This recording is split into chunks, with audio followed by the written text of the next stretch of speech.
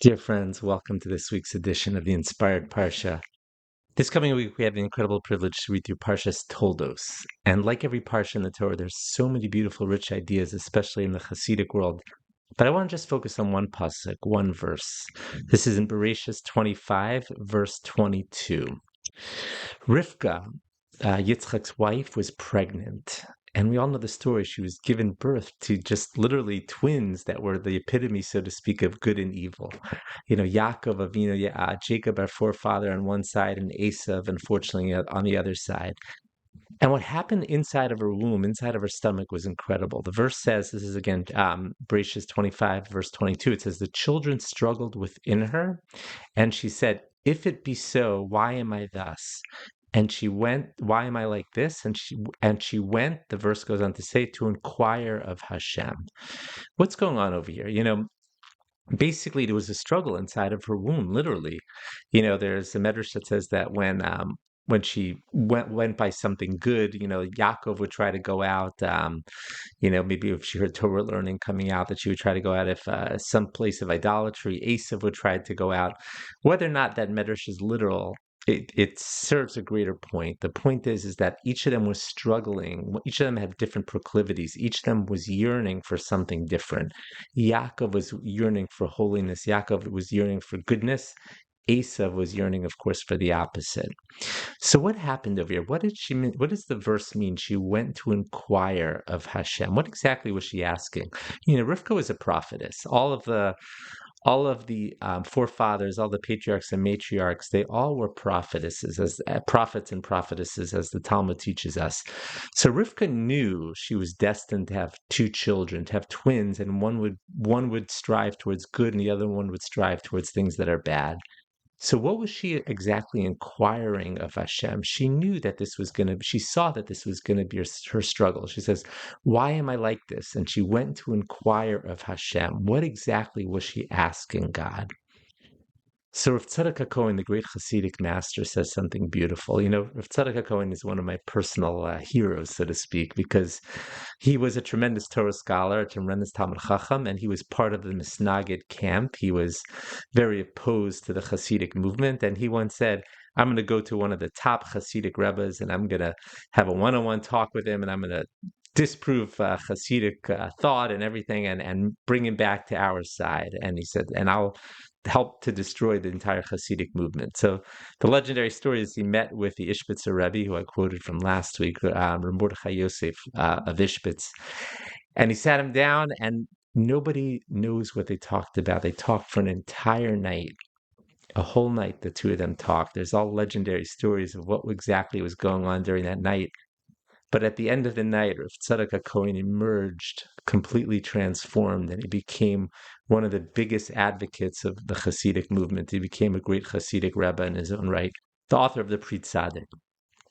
So getting back to what happened. So what does Rav Tzadok say in this pasuk, on this verse? He says, if it be so, why am I like this? That's what Rivka said. And she went to inquire of Hashem, of God. Rav Tzadok says something amazing. He says she wasn't going to inquire, to just ask. She was asking for help from God. She says, I have inside of me right now children that are going in completely different directions. I know this is going to be so painful. How can I do this? God, please help me. Please help me to raise these two children that are going to be in such opposing, in different worlds. I need your help. I cannot do this alone. I am going to need your help. She was asking God for help. What's the message of this? I believe that there's an incredibly powerful message to this. There's a phrase in the Talmud, Maisa Avos Simin Labanim. What happened to what happened to the Avos and Imos, what happened to the patriarchs and matriarchs, we can apply into our everyday lives. How can we apply this into our everyday lives? It's so beautiful and profound. Every one of us has a Yaakov and an Esav inside of us. Every single one of us. right? There's a part of us that's yearning to get close to God, yearning to get close to Hashem, yearning to learn Torah, do more mitzvot, to grow in Judaism and Yiddishkeit. Then there's a part of us that wants completely the opposite. I'm not interested in any of this. Just let me have a good time and just throw it all away and just running to things that are detrimental to one's neshama, one's soul.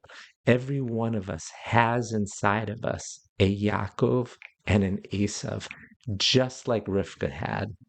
So what do we do? How do we succeed in our struggle? The answer is to do exactly what Rivka did, to say, I cannot do this on my own. I cannot handle this struggle on my own. God, I need your help to help me in this struggle. I can't do this alone. I am powerless on my own. I need your help. I just want to finish off with saying something a little off topic, but it's very much related to the topic. A lot of people have probably heard of the famous 12-step program, to help alcoholics, people struggling with drug addiction. And the 12 steps are actually very religious-based principles. That's why Rabbi Dr. Abraham Tversky was very into always incorporating the 12 steps. And the very beginning of the 12 steps is recognizing that there's a higher power above us, God, of course. Recognizing that again, this is for addicts, but it applies to everyone here, to everyone as well. We are powerless to overcome all of our struggles. We cannot do this. Addicts say we're powerless to overcome our addiction. But again, all of us can apply this into our everyday lives too. All of us are at least somewhat powerless. You, God, the higher power, I need your help to help me overcome my struggles. I cannot do this alone. I need your help. That's the message that Rivka was saying. She was turning to God saying, I have two different beings right now in my own womb, they're going completely different, opposite directions. I cannot do this on my own. God, I need your help. We can all call out to God for help. We can all ask him for help with our own internal struggles.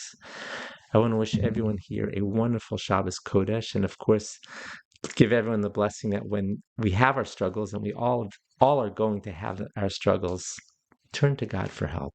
That's what he's there for. Turn to him for help. Again, wishing everyone here a wonderful Shabbos. Thank you for listening.